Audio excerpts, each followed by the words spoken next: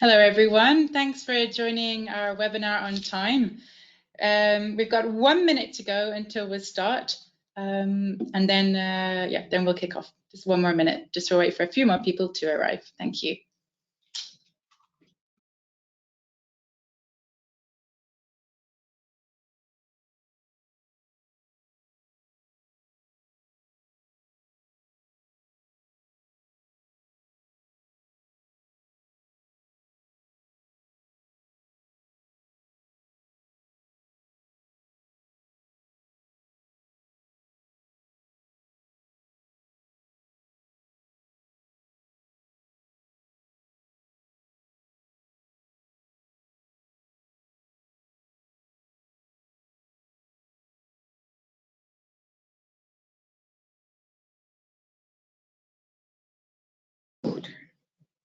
It's okay. Yes, I'm silent.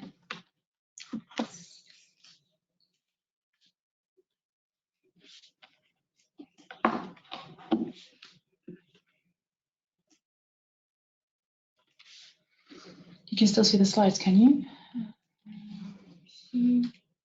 Yes, this. Yeah, no, she can. Yeah, okay.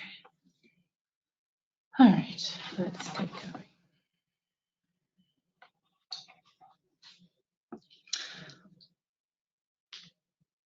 Okay, good morning, everybody. Good afternoon, good evening, where you are. I see a big number of people have arrived already, so thank you so much for being on time. Welcome to the 7th in our series of webinars that we are focusing on sharing lessons for civil society to influence business practices.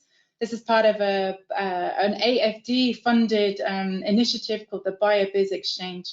And really, this is, a great pleasure for us to be able to take questions or needs that are raised by some of our partner organizations and reach out to those who actually have experience on these issues and capture those lessons and learning.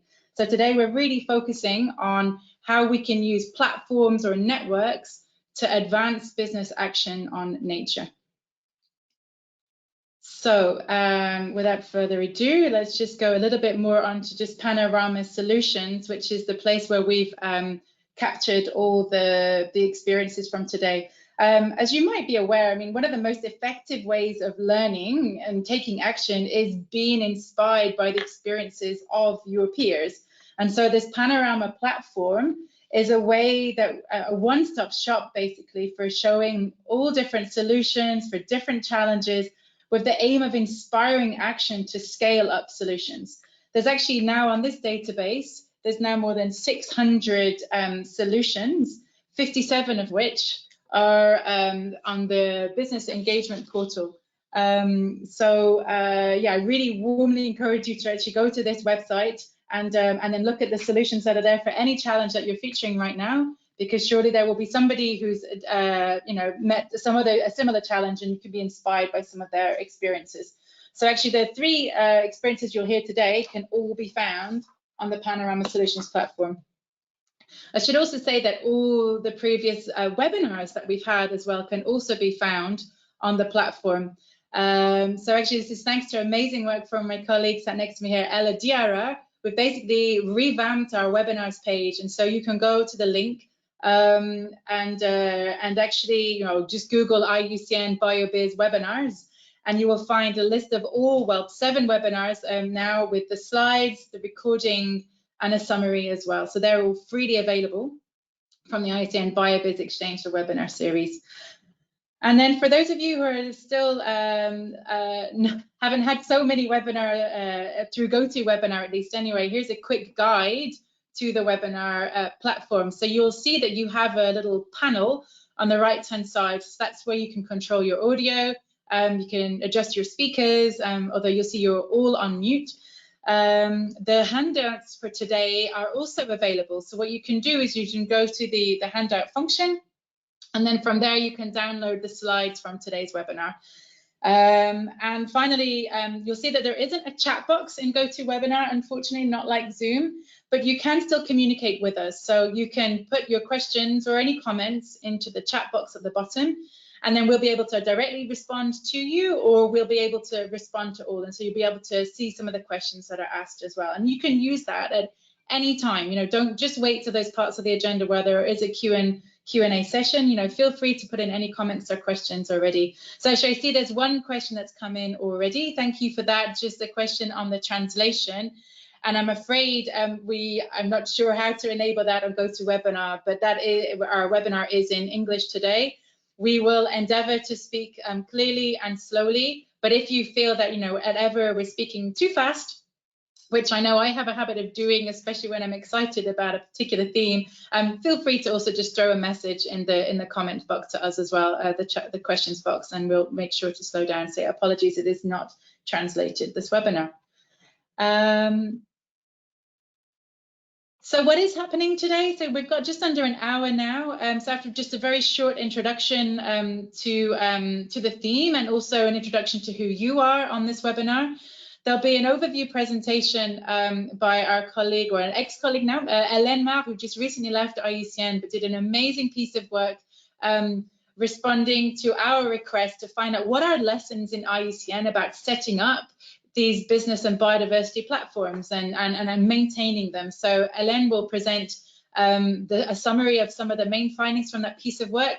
It's a publication that will be released next week, so you'll receive that as well as the recording link next week. And then we're going to feature 3 of the case studies from that study today. So we're doing it very pitch style. It'll be 5 minutes each, basically from Sri Lanka, from South Africa, and from France. And then we'll make sure there's plenty of time for a Q&A session and discussion as well. And the discussion, I'm actually really happy to say that Bianca Brazil from the CBD Secretariat, who's the manager for business engagement and coordinating a global initiative for regional and network national platforms for business and biodiversity, will join us to help kick off that discussion as well. And then there'll be just a last bit of housekeeping at the end of the day. You'll note that we're not using webinars, the videos, and that's deliberate because we do have a number of colleagues who are joining from countries where bandwidth is a bit stretched these days. So here's just some lovely photos of who will be speaking with you today. So I didn't even introduce myself. I'm sorry, I'm Nadine McCormick, and I'm with the IUCN Business and Biodiversity Program sat here in sunny Switzerland. And then joined by Hélène Marre, so former IUCN, who was based in our Asia regional office in Bangkok and is now back in France. We have Shiranee Yasaratne, I said it better earlier, who's calling from the Biodiversity Sri Lanka initiative.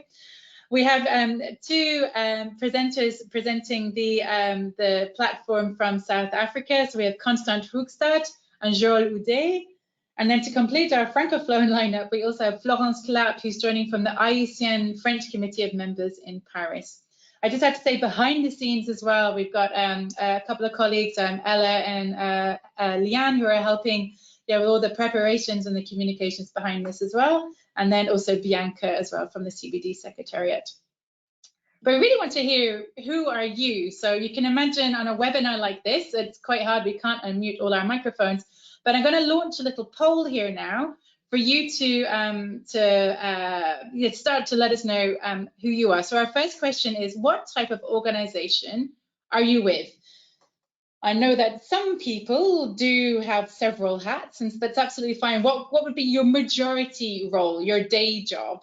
What type of organization are you with? So that gives us a sense of, just the type of organization, and we can make sure we pitch it in the right way. So I'm just seeing about 2/3 of you have voted now. I'll leave it open for maybe 5 more seconds. Fantastic. About 3/4 of you voted now. So I'm going to close it in 3, 2, 1. Last chance to vote. Okay, great. And so first of all, let's see. So we have a large number, surprisingly large number, from some like international level NGOs and international organizations. And a smaller number from some more national level civil society organizations. Interesting to see a number of government representatives here as well. And we know actually you're key partners in business, effective business platforms. It's great to have some government turnout today. And business consultancy, that's interesting as well. I know that consultancies are also really effective hosts of such networks as well. So you're very welcome. And the other, I'm quite interested in that actually. So we'll take a look through the registration, the participants list at the end to see who you are, but you're all very welcome. So our next question to you is, where are you? And so which continent are you sitting in right now? That gives us a chance to also see the arrangement. I see some of you voted already. You got the hang of this now. Half of you, oh, you're super fast now. Great. Okay, I'm going to close this straight away. Okay, 3, 2, 1. Thanks so much. So it's 84 of you that filled it in. So a large percentage in Europe. So just over half of us sitting in Europe. Nearly a quarter of us sitting in Asia, so it's really fantastic, great turnout. I'm sure there's quite a number of you from Sri Lanka as well, and India, who also submitted a solution today.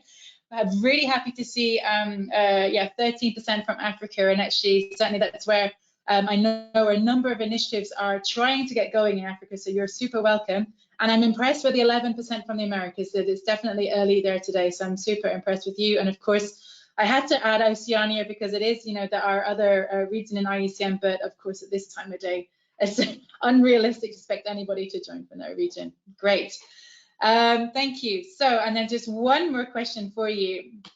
I would love to know what experience you have so far in these type of platforms. So where you're bringing networks together of businesses or organizations. Like, have you, you're not involved in one whatsoever, but you maybe see some opportunities? Fantastic. Maybe there isn't any formal platform yet, but you've had a number of discussions, or there have been discussions that are happening. And maybe you actually have a business platform going already, and you're looking for improvements. And then others of you, actually, maybe you are involved in a business platform, either hosting or participating, and actually it's going super well, and actually you could probably share some lessons with us as well. So yeah, let's see. This was a bit of a tricky question. Nearly 72% have voted. I'll leave it open a tiny bit longer. 3, 2, 1. Great. So I'm going to close it and share that with you now.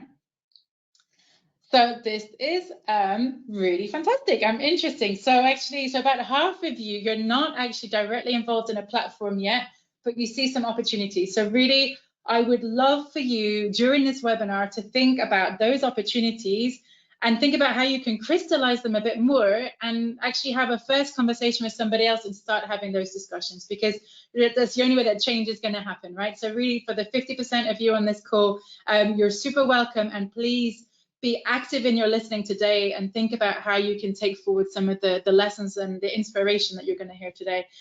Those of you who are actually involved in maybe no formal platform yet, but you've had some discussions, hopefully this webinar will actually give you an extra oomph, the impetus that you need to get it to be formalized.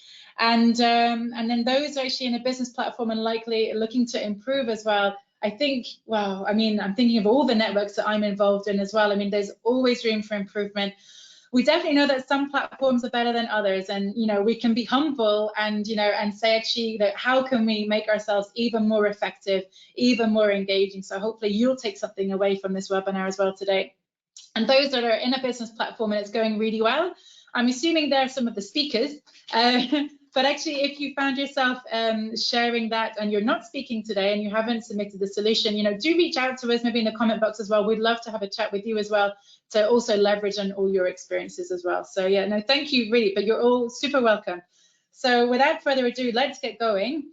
Maybe just where the idea for this platform came from.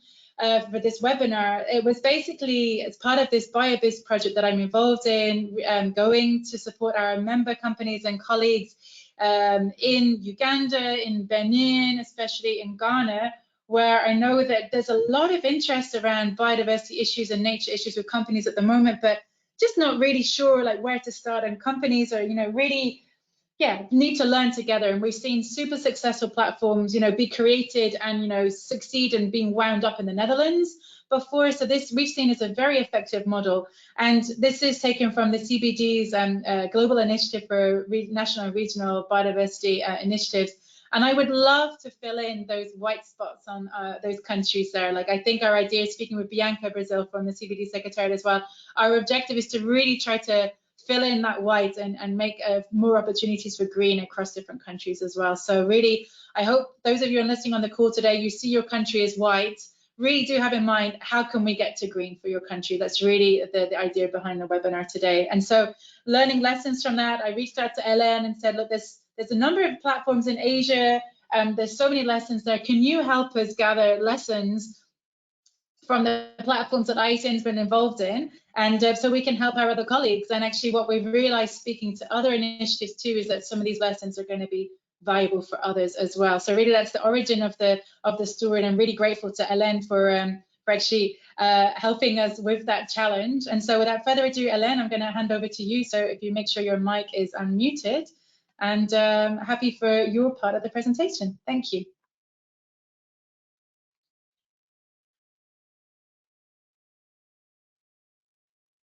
Okay, so hopefully, can you unmute, Hélène?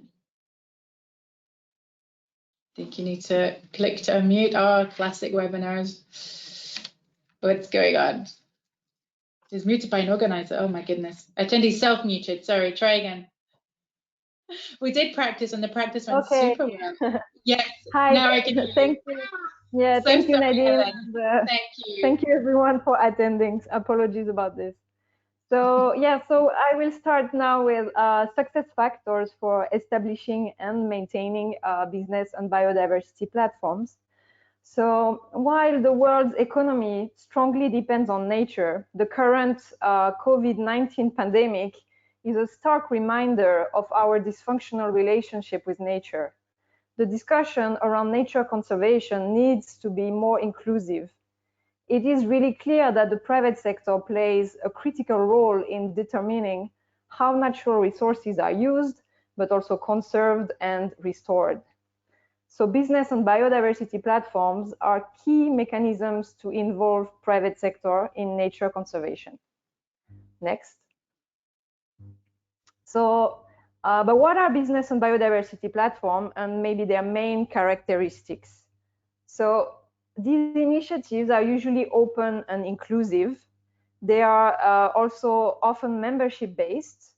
They operate at national scales or sometimes locally or regionally. They exist to raise awareness, help companies understand their impacts and dependencies on nature, harness innovation, insights, and resources of the private sector. They're good to share ideas, knowledge, best practices, and they also assist companies in the development and dissemination of tools and resources to find solutions to local and national issues. Next. Unfortunately, in the conservation arena, there are mixed opinions about the usefulness of business and biodiversity platforms. Sometimes many consider it as a lot of talking, a bit of greenwashing, and limited action. However, when designed and run effectively, we see them as a win-win for society and business. They provide a safe space to dialogue and exchange around biodiversity with partners, as well as an opportunity to develop tools and also build tight relationships. I feel it's particularly important in countries where biodiversity or nature awareness is low. And it does encourage friendly competition between peers to take action on biodiversity conservation and sustainability measures. Next. So for the study, we spoke with representatives from 9 platforms, including 5 platforms in Asia. Biodiversity Sri Lanka, we will hear about this platform soon from Mrs. Shiranee Yasaratne. Leaders for Nature India, as Nadine mentioned, it's already found on Panorama Solutions. The Halong Bay Katba Alliance in Vietnam, Karachi Conservation in Pakistan, and Thailand BDNA. Next. We also looked into 2 platforms in Africa that are coordinated by IUCN members. The National Biodiversity and Business Network, NBBN, in South Africa. We will hear about this platform from the NBBN team today. And also Businesses in Environmental Stewardship Network, BestNet, in Ghana. Next. And 2 more in Europe. So Leaders for Nature, which used to be coordinated by the IUCN National Committee of the Netherlands, and Entreprise et Biodiversité, coordinated by the IUCN French Committee. It will be shortly presented by Mrs. Florence. Next. So before I move on with challenges and recommendations, there are some identifiable commonalities across platforms. In terms of activities, most have a capacity building component. It might demonstrate a need and interest from private sector on further nature awareness. In terms of governance, most platforms have a similar structure with a decision-making body and a secretariat. In addition, some have established an independent advisory body. That's the example of Thailand BDNA with NGOs, academia, government officials, and experts as advisors. In terms of funding, many of them collect membership fees, and Halong Bay Kadba Alliance is the only one exclusively funded by USAID, but they are currently working on a membership-based spin-off. Next. So while these platforms have all been or are still successful, it is important to learn from the challenges they faced. So platforms often struggle with a strategic challenge: how to keep members engaged, deliver on commitments, platform targets, objectives, but also company KPIs, while developing meaningful projects and activities. So our top recommendations are to develop a long-term strategy and objectives, to clearly communicate the platform's value proposition to members and also to external stakeholders, to develop annual plans together with members. That's what many of the platforms did. And to remain flexible and accept that some initiatives will remain opportunistic or reactionary. Next. Another common challenge is to ensure that all members are on the same page and interested in similar topics and ready to collaborate on projects and activities. We have several recommendations here, but I will go through the top three. Prepare precise presentations of the concept and objectives to interested companies. BestNet in Ghana, for example, organized in-company visits to present the objectives of the platform. Then I would say that organizing regular activities, meetings, or forums is very important. Leaders for Nature Netherlands, for example, also organized informal junior staff meetups several times a year to boost engagement of members. Last, we would advise to use diverse forms of communications with members in between formal meetings and activities, such as newsletters, as it was the case for NBBN, or social media with Thailand BDNA using Facebook and also the application Line. Next. Last but not least, acquiring funding and ensuring its management can be delicate. So our recommendations are to secure adequate seed funding at the start from key donors, developing sustainable financing models, membership fees, activities, projects, forum, NBBN and Biodiversity Sri Lanka did so, or secure additional long-term funding. The Halong Bay Kadba Alliance received a second phase of funding from USAID.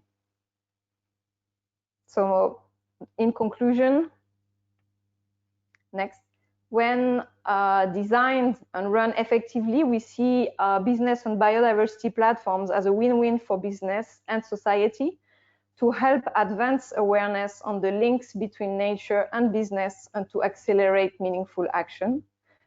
Today, we will hear from 3 examples of platforms that have succeeded in engaging the private sector through business and biodiversity platforms in their respective countries. Thank you.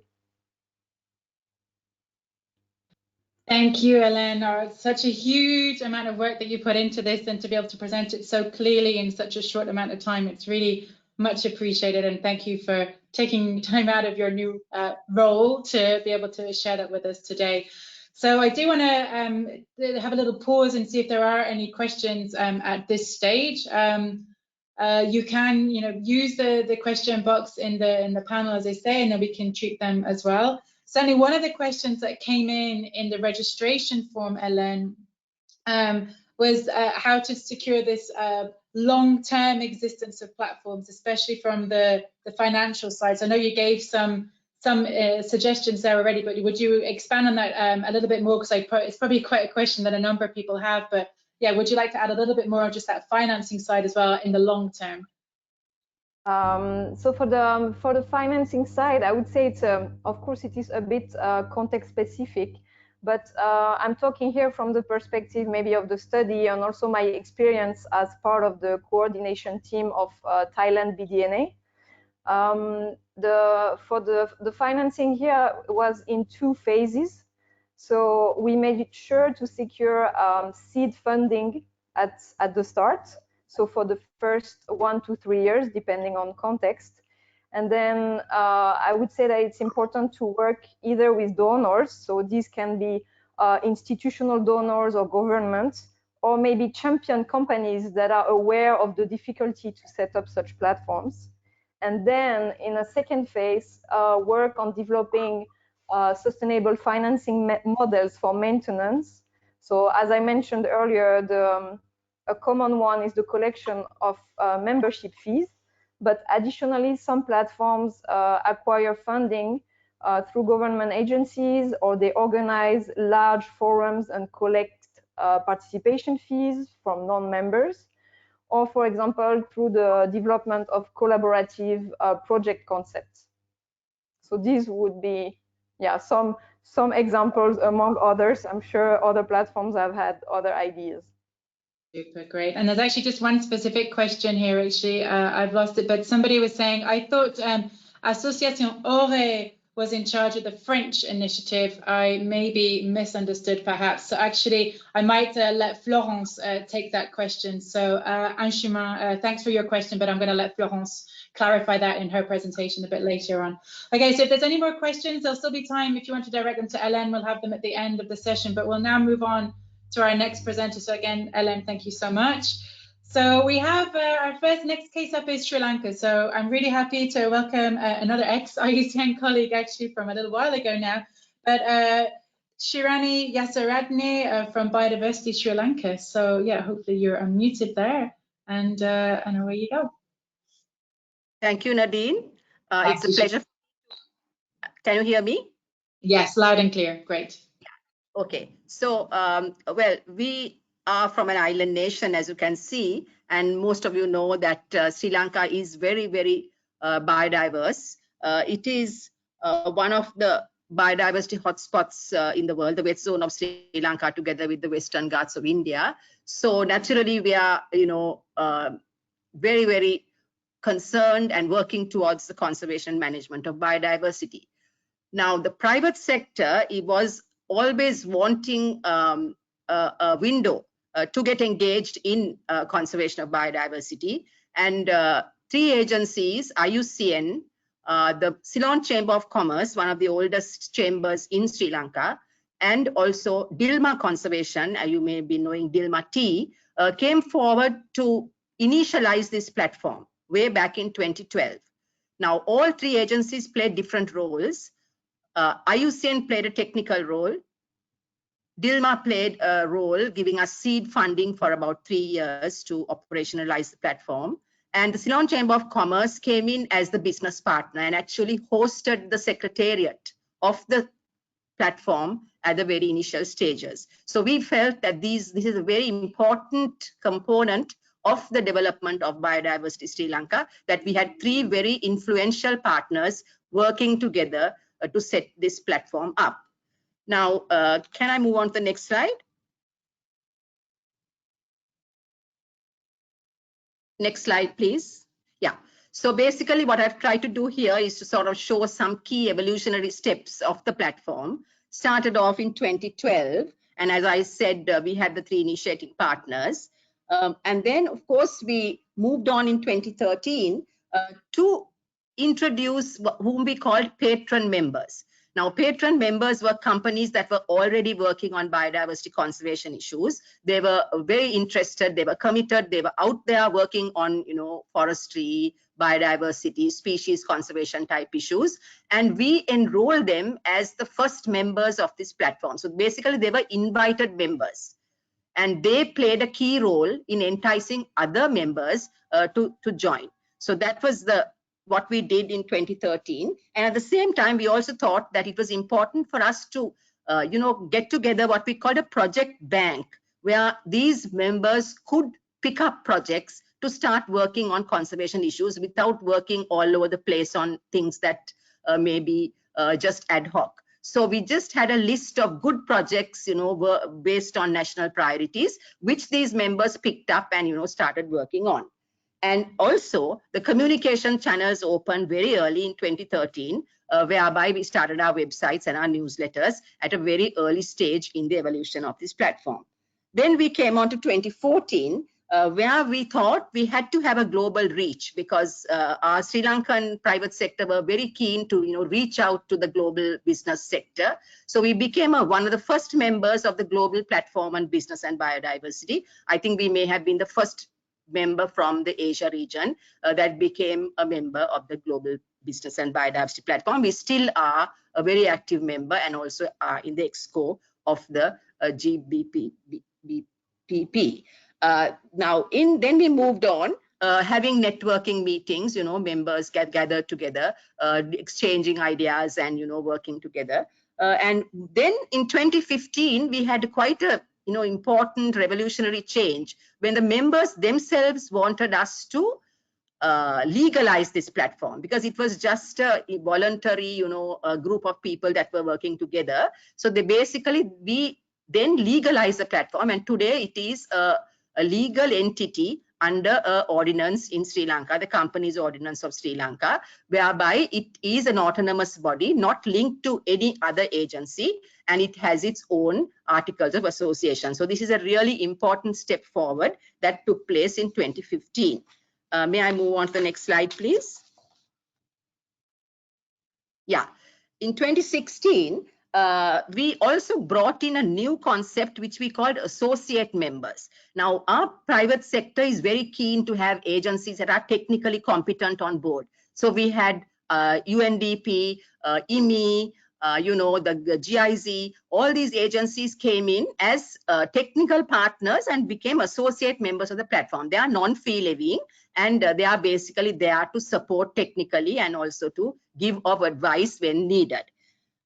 Moving on, 2017, we linked up with the region. We helped Karachi platform to establish itself. We gave assistance to the Vietnam platform to establish itself. So we shared whatever we knew and whatever we had with other platforms in the region, so that they also could join us and become a more regional entity rather than be a Sri Lankan entity on its own. Great. And now in 2018, 2019, basically, now the platform is getting more and more settled, and it's, I think, one of the better platforms that we have in the region for us to sort of emulate. May I see the next slide, please? Yeah. Yeah, so just a quick one. We just one or two, successful outcomes. What we call the live project is a restoration project. What you see on the screen on the left-hand side, it is a 25-acre plot of land that 10 of our members are, restoring together. We are hoping that the collective effort will make them work together, and we have a very interesting group that is working on that, and we have lots of successes to share on this project. And the example on the right-hand side is what we call the life commitment, whereby all the projects on biodiversity that the members are doing are now fed into an online platform, so that we can work out how much investments is going in to biodiversity from the Sri Lankan private sector. So it's a really important piece of information that we will generate from life commitment. And my final slide, just to give you a flavor of why we think our top tips for success. Basically, I think consistency is something that the private sector really looks for. So even during the difficult time, during the COVID crisis, we were there, out there, giving them guidance, telling them, little tips on ecosystems, on biodiversity, about the ecological imbalance that may have caused COVID, So consistency, to be seen all the time, to be there all the time is really something really very important. We have a very committed bunch of people in the secretariat, as well as our patron members, extremely committed. Our initiating partners are very, very committed. And commitment, I think, is one very key feature for success. And the private sector always looks for competence. You have to be sure about what you're saying. Your facts have to be clear, and you have to give them the right directions in this very subtle subject that we are dealing with, and go forward with a lot of scientific know-how. So this is really our top tips for success and a quick flavor of what our platform is doing. And I'm really happy to answer any questions that you may have later on. So thank you, Nadine. No, thank you, Shiranee. Really, as you said, like there's so much experience that you've got through this Sri Lanka platform, and just to compile it together for us, I think it's really appreciated. And just to say that the LIFE project is a really interesting model that that's been written up as well. So you'll get a link to the LIFE model case study that's up on Panorama Solutions. So any questions, put them in the chat box, continue to do so. We've received some already. But without further ado, hopefully Joelle and Constant have unmuted their microphones, because we're going to pass over to South Africa now for the National Biodiversity and Business Network, and a particular project that they came up with as well. So Constant, I know you need to leave like in 4 minutes. I'm so sorry about the timing there. So hopefully you can still squeeze in this presentation, and then Joe will be around also for the questions as well. Thanks, Constant. Sure, no problem, Nadine. Thanks for the opportunity. Yes, you can move on to the next slide. So yes, just to run you guys through roughly what the National Business and Biodiversity Network is about in South Africa. So as a NGO in South Africa, we realize that biodiversity is a key part of the sustainable development agenda, and the National Business and Biodiversity Network was really established, and the reason why was basically building that business case for biodiversity. From an NGO side, we really tried to drive the message home that we really needed a network where people like-minded people could really interact and share ideas, and encourage some positive engagements between different businesses, sharing some of their different business practices that have been successful and learning from peers, etc. And we've really been trying to lead the way for a lot of these businesses in South Africa with this platform. So yeah, we also make very good mention of the fact that we know that business, both depends and it impacts on biodiversity. We didn't just want all the focus to be on the negative side of the business to say that businesses just impact on biodiversity. We also wanted to drive the message home that businesses are actually dependent on biodiversity. So those were some of the main drivers behind this National Business and Biodiversity Network that we established in South Africa, and we really use this to leverage and help with some calls internationally for businesses to really stop biodiversity loss. And then we've got quite a comprehensive biodiversity policy and framework in South Africa, so we did really leverage off that. Next slide, please. So yeah, if we just look at the pillars that we use and what we do, like I mentioned, the network is critical. It creates an opportunity for people to connect, a lot of peers to exchange some of the information that they get. We do use a lot of events as well, like our Indaba, which we do annually. We started off with only a few people attending, and last year we had close to 100 people attending the Indaba in South Africa, which is basically a conference which we host annually for businesses to interact. It also gives the opportunity for new businesses to join the network and understand what the network's all about. Capacity building, like in everything, is critically important. We also believe in the face-to-face interactions and the learning opportunities at all the different levels in the organization, not just top management. We do believe that the lower down you can also influence a lot of the capacity building. And then thought leadership. We do try and influence that quite a bit. We do try and get some information out there in magazines and in the business world. Very often I think mistakes are made just to focus so much. And I saw earlier the participant list showed a lot of NGOs, attending these webinars like this. But we should really push for business to really attend these kind of webinars and understand more what it's all about. And then implementation support is also critical. It's all good if we talk the talk, but we have to walk the walk after that with these businesses. We have to hold their hands and really help them to implement a lot of these assessments that they need to, and etc. And help them improve their biodiversity disclosure and the reporting on biodiversity impacts. Next slide, please. So yes, here I will hand over to Joel to talk us a little bit more through one of the very important projects that we're currently busy with. Over to you, Joel. Thanks, Constant. So yes, very briefly, some of our key recent successes were linked to a specific project called the Biodiversity Disclosure Project. It was financed mainly by a company and actually a bank as well, partially. And that project started in 2018, and it's about to conclude, at least in its first phase, this year in 2020. And I just want to draw your attention to a couple of key outcomes, just to share with you what this type of specific projects can bring to the network. So first of all, a lot of the discussion since the beginning of the network more than 8 years ago was really to try to make the point that we need to be able to measure biodiversity dependencies and impact precisely. We need to be able to compare progress and performance across companies. We need to be able to talk the same language. All of these points were made, and that led us to actually fundraise and put together this project. And it had three main components. The first one was about providing capacity. How do you mainstream biodiversity into your business? We've got online, freely available to all guidebook about how do you bring biodiversity into your business, from making the business case to monitoring performance.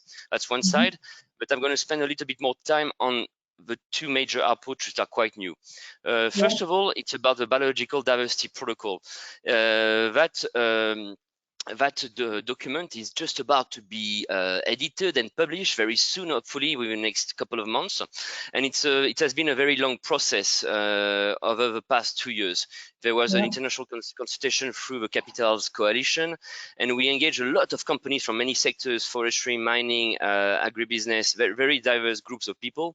And there were more than 40 co-authors and contributors. And the goal was to put together a standardized approach to measuring net impact on biodiversity. And this has been quite interesting and successful. It responds directly to the need from business to be able to consolidate impact information at the corporate level, not just on a side-by-side basis, but at the group level. And we believe that has been quite a success. We've had a number of good interactions with a number of different organizations throughout the world, and it's being talked about in a number of networks, including at the EU level currently. And the second part of that project, which I want to talk about, is our annual biodiversity performance rating, which is an exercise we do for South African listed companies. It's about 350 listed companies here in South Africa. We look at publicly available information. We've got 8 questions. For each question, we score from 0 to 4, depending on what we find publicly available. Once we've got initial scoring in place, we get in touch with the companies. We request the feedback they views. They're welcome to provide more information to change and improve the scores. And at the end of this project, we've published reports. We've got 2 annual reports already published for 2018 and 19. And again, we're doing this in 2020. And that has been quite interesting because we make all of these results publicly available. Companies can compare with their peers. They can see where they stand. So it's very good for benchmarking and to know where you're currently at. And we had very, very interesting engagement with many different sectors over the past 2 years, and it has opened a number of doors because it reaches lots of people who never talks about biodiversity, especially in terms of public relations people, especially in terms of communications people who never heard about biodiversity before, and now they're starting to talk with environmental management people as well. So that second tool has been really, really good to engage a broader set of companies and to get the conversation going about the quality of disclosure and reporting. I think I'm going to stop there. Very happy to answer questions. Back to you, Constance. Yeah, I feel like we almost need like a separate webinar just on each of those tools. Like, yeah, and especially when the protocol comes out as well. It'd be really great to share some of that with as well. No, Joel, thank you so much. And yeah, really top tip on the benchmarking exercise there as well. I think there were some top tips, but if it's okay, I'm going to pass through those quickly because I want to allow time for Florence to speak about the business and biodiversity working group that they set up, the French committee. So Florence, if you could already just in your presentation also make sure you clarify when the earlier questions that we received about the French initiative for the CBD. And yeah, okay, the floor is yours. Thank you, Florence. Well, thank you, Nadine, and hello, everyone. Maybe I will ask the question just after my presentation. Yeah, the company have a major role to play in reducing impacts on biodiversity and protecting ecosystems. As you probably know, well, companies cannot join IUCN directly, whose statutes only accept non-profit organizations. But we have collaborated with companies for many years with very framed partnerships, which do not compromise the IUCN policy of conservation and its reputation. So while the private sector improves its practices to reduce its impacts on biodiversity or restore ecosystems, it is important to support them to ensure and to reinforce the efficiency of their strategies and actions. Therefore, an open space of dialogue is needed between different stakeholders to share views, discuss, and identify the best solutions for biodiversity. So next slide, please. So that is why the IUCN French Committee created in June 2009 a multi-stakeholder working group called Business and Biodiversity that brings together IUCN members, IUCN experts, and the French IUCN Committee's business partners from different sectors: energy, waste and water, cosmetics, and aggregates. So there are EDF, Engie, Storengy, Primagaz, Veolia, L'Occitane, Heidelberg, France, and Ekion. You can have the list on the slide. So to strengthen their involvement in favor of biodiversity, we have set up the Business and Biodiversity Program, which include bilateral partnerships, expertise, the animation of the working group I'm talking about, and also sponsoring of studies. So the working group serves as a dialogue platform to find better solutions for biodiversity. And there is an important diversity of members, around almost 80 now, with scientists, NGOs, business biodiversity managers, government representatives from the Ministry of the Ecology, representatives from the Governmental Agency for Biodiversity as well, French experts, and some international representatives of IUCN, such as Nadine, and the French committee staff. Next slide, please. Well, there is a lot of successful outcomes, such as the working group has frequent meetings, face-to-face meetings in Paris, or on-site visits, phone calls, emails, the organization of seminars on transversal themes with our colleagues, such as protected areas, nature-based solutions, biodiversity law, World IUCN Congress for now, and in alien invasive species, and also a bi-monthly newsletter, which is sent to all members with best practices of companies, new tools developed, national and global information. But the best successful outcome is that each year, the working group agrees on a common working agenda, which describe all the actions planned for the year, like publication of guidelines and tools. So the studies and research projects have been conducted on the following topics. You can see on the slide: employee sensibilization and mobilization to biodiversity, management of invasive alien species, reporting and biodiversity indicators, and also ecological mitigation. So in that study, we work all together to first describe and share practices among companies. Second, to discuss about leverage and obstacles. Third, to challenge ideas and identify new solutions. And fourth, to act recommendation and share these new ideas or solutions outside the working group with the publication of the study. Next slide, please. And then top advice for success could be the confidence which is built with the partners, business partners, thanks to the long-term partnership, enhance and fruitful participation among the working group members, and this allows transparency to talk, express ideas, compare ideas and experiences. Also, bringing together different stakeholders, enhance communication and understanding between cross-sector stakeholders with co-building, and a diverse multi-stakeholder group ensure that different views are expressed and the results will be widely shared and accepted in order to co-create solutions. So as I said previously, each year the working group agrees on the theme for a shared working study, and the co-creation of the study ensure the members' interest in the discussed topic, thus guarantee their commitments. And in addition, aiming towards a common goal enhance also the synergy among the working group. And the last advice is that financial plan is really important in order to make the working group active and efficient. So we need working time with a dedicated team, meeting expense and paper online publication of studies. And the fundings we have comes exclusively from businesses. So there is a specific budget for the working group in the partnership agreement of the French committee and each company. And next slide to thank you for your attention. Super, merci Florence, thank you so much. Yeah, again, a long history with that working group, but really a lot of success there as well. And yeah, it was just nice to give a flavor, but that's also written up on Panorama Solutions as well. So now is a chance to, address some of the questions. So there's a couple of clarification questions that came into the chat box that Ella's been sharing diligently. And then I'm going to ask Bianca to respond to a couple of the more global questions that came up. So actually, Shiranee and Joelle, a couple of questions for you. Shiranee, if you go first.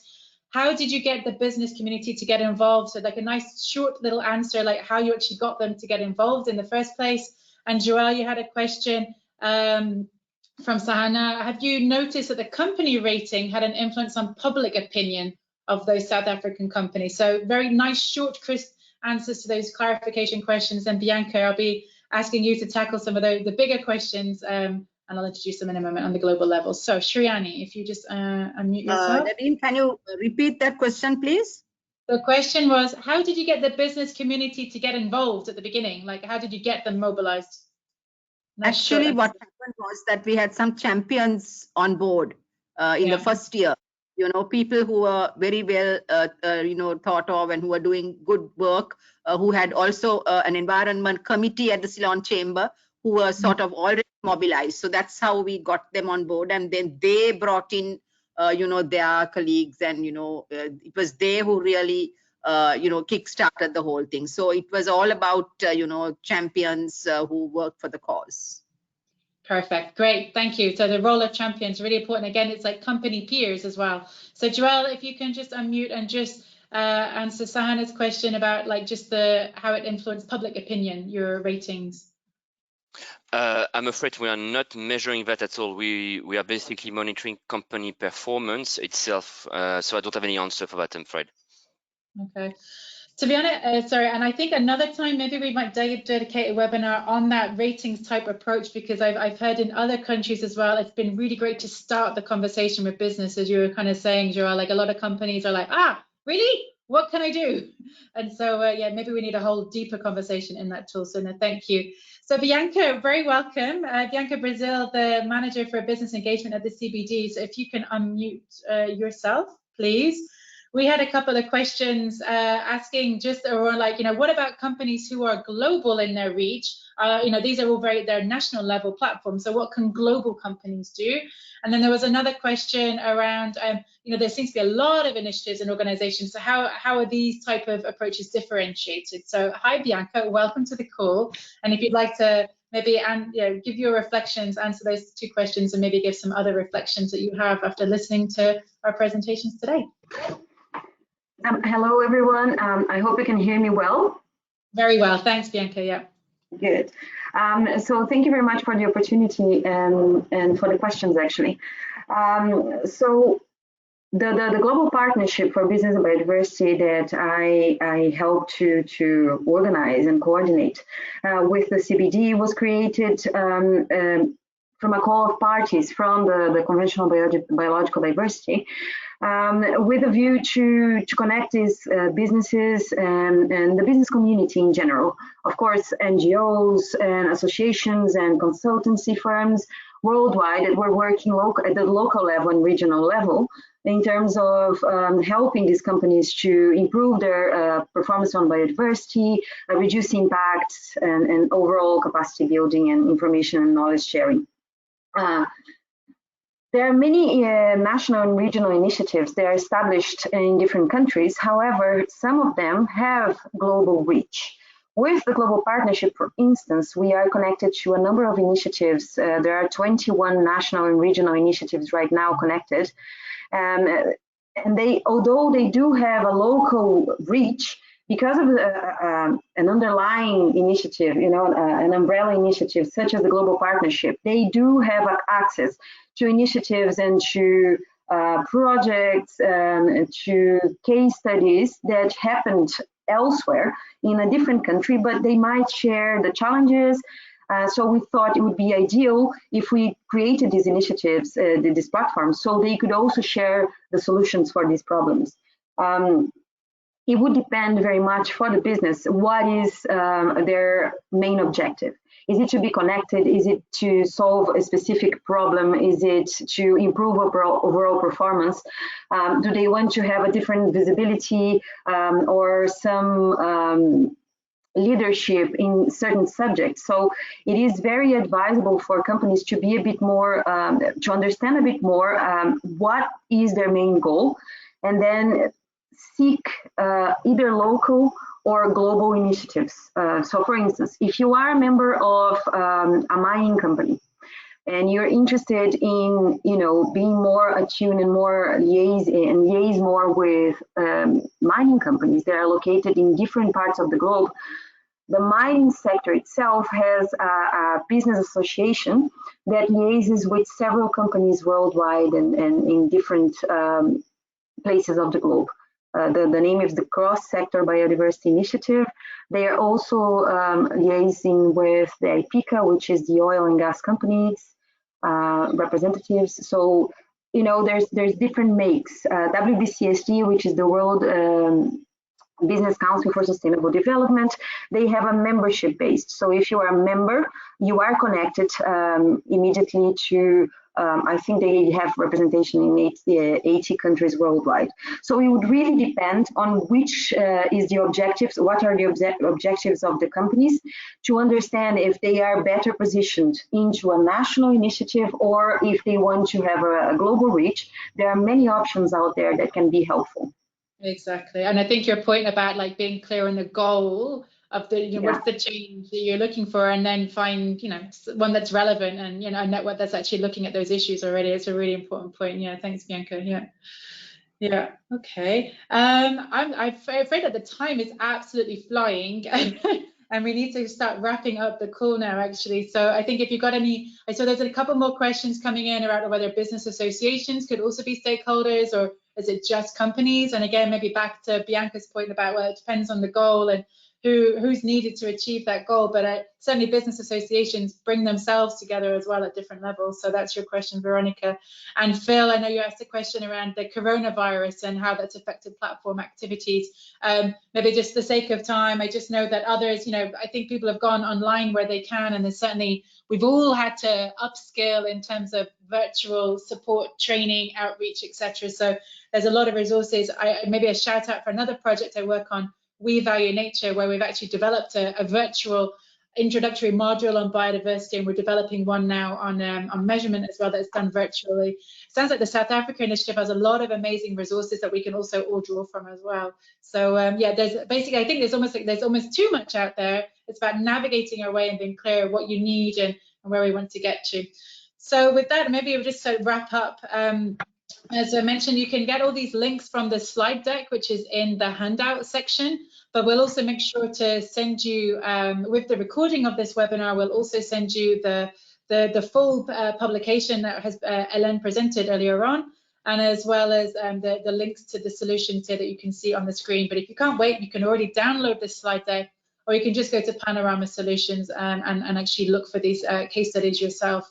There's actually loads more that we could have featured as well. There's the Act for Nature initiative that grew out of France, which is going international now, about mobilizing commitments from CEOs. There's also a great example from Leaders for Nature in India, which took the Netherlands model and successfully put it in place. And a really nice, a marine example, which we were asked about in the questions as well, in the marine area, the Lubra Institute. I'd like to just finish with one little poll. Again, I mean, I want to have some active learning here as much as is possible. And so I want you to think about, you know, how you answered at the beginning, like where you are right now, or the platforms that you're involved in or not. Where are you in, you know, is your understanding improved because of this webinar? And are you ready to take action? And, you know, what might that action be? Actually, could you just pick up the phone and speak to somebody now? Can you propose, you know, a short little information session just to get the ball rolling? If it's just improved a bit, but you want to learn some more, that's absolutely fine too. So we'll be sharing the paper. The CBD has a brilliant paper as well that we'll share as well. Or is it actually, you know, I haven't really understood much more actually from this, and I'm not quite ready to act. And that's okay too. That's absolutely fine. There's a lot going on these days. So I see that most of you have voted now. Wait a couple more minutes. 3, 2, 1, close. And so actually, yeah, as expected, really, I'm glad that your understanding has improved a bit, but there is a lot more to learn. There's a lot to squeeze in 1 hour. Hopefully we've planted some seeds.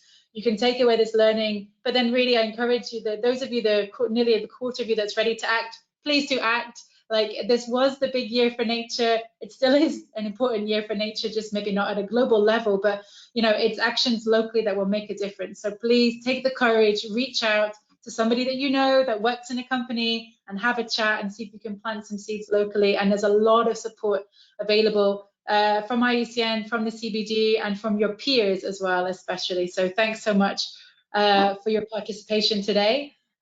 Just some last couple of slides. I know it's the top of the hour. If you need to leave, that's fine. But just to let you know that there will be a survey that comes up when you end this webinar. So please help us to make them even better and just fill in that survey. Use it also to suggest questions for future webinars. And also, if you would like to contribute a solution to the Panorama platform, then we can also help you do that. So use that form to also say, I'm interested in, and we'll contact you. And then our next webinar will be on the 24th of September. We'll set up the link soon, but there we're really going to focus on the role of civil society organizations to trigger companies to take action at that beginning phase. So that's our focus there. Yeah, if you've got any solutions as well, they're always welcome to be submitted. And then finally, just a little advert for a new resources section that we've launched since the last time that Ella will be sharing in the chat box with you. But that's basically can offer you a place of, like, you know, why do we need to engage business? Where do we start? What are the questions to think about? Do you engage a company directly, or actually when do you recognize it's just worth better going to the government or financial institutions? So that's the resource guide that we've made available now.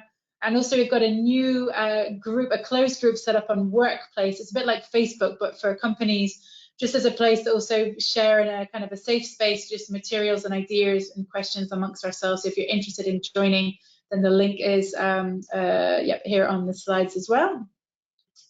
And then finally, there's a survey out at the moment that IUCN is running for the conservation community, not just IUCN members, NGOs and governments, but anybody active in nature conservation, not really companies, mind, at this stage. What we're trying to do is understand what are your needs for trying to reach out to companies. I'm often hearing like, oh, I'm a bit stuck. I don't know where to start, or I don't know who to reach out to in the network, or, you know, I just need somebody to open the door, or, you know, loads of questions like that. So we want to gather those globally and see where there's a concentration of demand, so we can support more directly some of the partners that are working to try to transform business practices, because business can't do it alone. They need to take action, but they need help. We need external change agents to step up and to support companies to make the transformation that is needed. So please, the deadline is Tuesday. So Ella, again, is just putting the link in the chat box. It would be fantastic if you can fill that in. We've nearly hit 300 responses, so it would be great to hit the 300 mark. So please do complete that by Tuesday. And then finally, a last little plug for the African Forum for Green Economy that went online very quickly from a planned event in Uganda in March to online. So the wrap-up event is happening next week, and we're looking to take action. So that we'll be talking about, especially, I mean, it's in Africa, but I think some of the discussion, the commentary is relevant in other countries too. But just a little plug to register for that final event and the really interesting content that's available from that website. Voila, so I'm sorry, apologies for finishing a couple of minutes over, but thank you so much for the 45 of you that are still there at the end of this call. I really appreciate it.